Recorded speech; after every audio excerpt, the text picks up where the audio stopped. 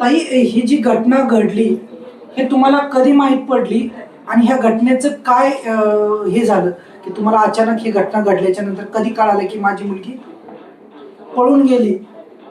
माझ्या समोरूनच नेली पळून, माझ्या हातातच नेली. मी ही ह्याच्यात येत होती, तिचं खरेदी राहिली होती लग्नाची. ती लग्नाची खरेदी करून येत असताना आम्हाला रस्त्यात अडवलं आणि चटणी पुढं डोळ्यात टाकली. दांडके उगारण्यात आली आणि हातातनं इसकून मुलगी टाटा एसी मध्ये फेकल्या गेली आणि लगेच ताबडतोब ती टाटा एसी चालून पळून गेली.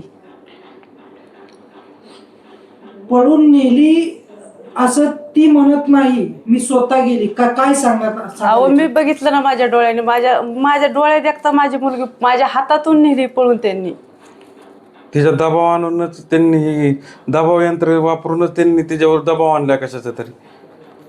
कशाचा आणला दबाव? कशाचा आणला गेला? कशाचा तरी तिच्यावर दबाव होई. ते आता आम्हाला माहिती नाही. ते आता ती स्टेटमेंट घ्यायला लागली की 9 वर्षापासून अल्पवयीन होती. अल्पवयीन होते त्या टायमाला ती म्हणते की तेव्हापासून माझं प्रेमसंबंध आहेत. मग प्रेमसंबंध 9 वर्षामध्ये अल्पवयीन असताना म्हणलं त्याच्यावर पोकचा हीच लागला पाहिजे, गुन्हा दाखलच झाला पाहिजे त्याच्यावर. आता शासनाकडून काय मागणी आहे तुमची?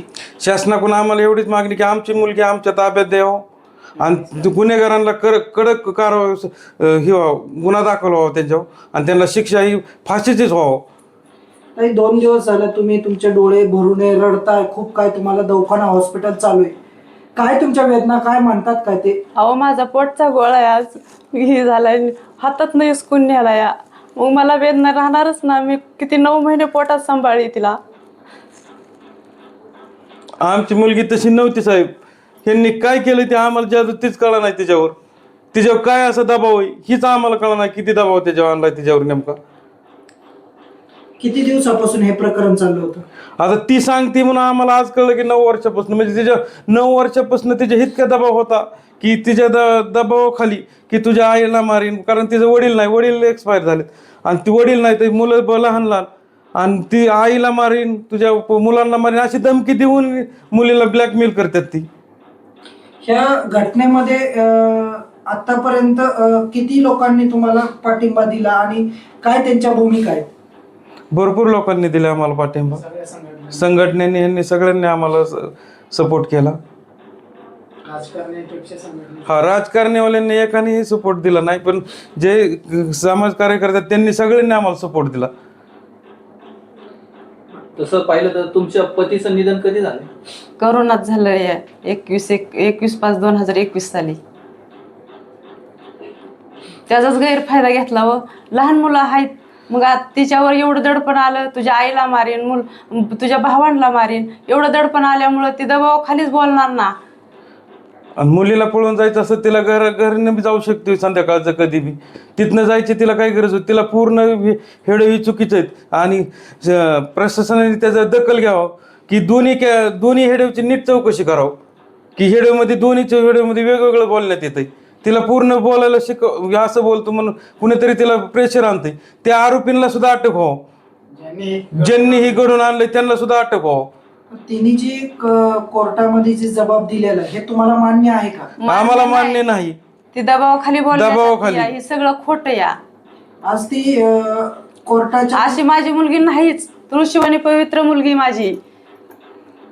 आता ती कुठं आहे? ती आज पोलिसांच्या ह्याच्यात. तिच्याकडून सांगण्यात येतं की ती तुमचं नाव घेते, आई आई. आज तिला तिच्या भावना तुमच्याकडे ओढतात. काय सांगाल की तुमचं की तुम्ही ती आल्यावर एक्सेप्ट कराल का?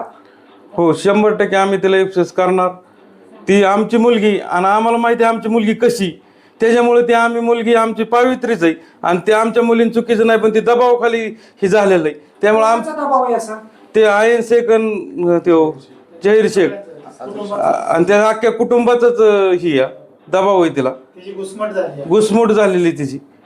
तुमच्यावर काय प्रेशर होता का? आमच्यावर काहीच प्रेशर नव्हता. मुलीवर प्रेशर आणला, आमच्यावर प्रेशर आणला तर आम्ही तिथं आम्ही खंबीर राहिलो असतो, पण आमच्यावर त्यांनी प्रेशर आणला नाही, मुलीवर आणला.